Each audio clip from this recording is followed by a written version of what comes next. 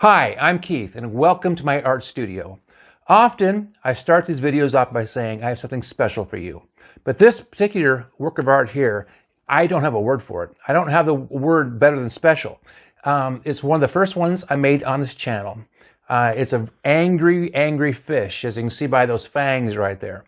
This guy here is black and white and gray tones. I painted it in response to the fact that most of my artwork at the time was way over the top colorful, and I needed to back off and try something different. So I decided to only use gray tones, black and white, and this thing just came out phenomenal. And the video on how I made it, I think, is pretty cool to watch it. So I'm making it available again for you to watch to see how I made my angry fish painting.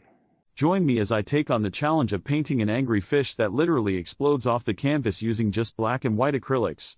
I'm really excited to share this project with you, as it pushes the boundaries of what's possible with a limited color palette. The idea is to create a dynamic, high-energy piece that captures the raw emotion of an angry fish. I'm envisioning a lot of contrast, texture, and movement in this painting. Capturing the dynamic emotions of the fish is going to be a challenge, especially with just two colors. I need to think about how I can use black and white to convey a sense of energy and aggression. One approach I'm considering is using bold brushstrokes and expressive gestures to bring the fish to life. I'll also be playing with contrast to create a sense of tension and drama. The black and white color scheme is really going to force me to think creatively about texture and composition. I'll need to use different brush techniques to create a sense of depth and dimensionality in the painting.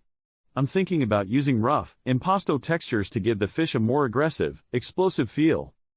Another challenge I'll face is balancing the composition of the piece. I want to make sure the fish is the focal point, but I also want to create a sense of movement and energy around it.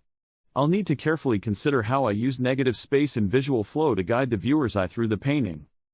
To get started, I'll be mixing a range of grays using my black and white acrylics. This will give me a better sense of the different values I can work with. I'm also prepping my canvas with a coat of gesso to give the paint something to adhere to. As I begin sketching out the fish, I'm thinking about its pose and expression. I want it to look fierce and dynamic, with a sense of energy building up inside. I'm using a combination of rough sketches and more refined lines to get a sense of the fish's shape and proportions. Once I'm happy with my sketch, I'll start mixing up some paint. I'm creating a range of grays, from light to dark, to give myself some flexibility.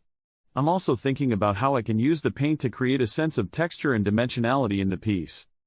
With my paint and canvas ready, it's time to start applying the paint vigorously. I'm using bold, expressive strokes to block in the fish's shape and start building up its form.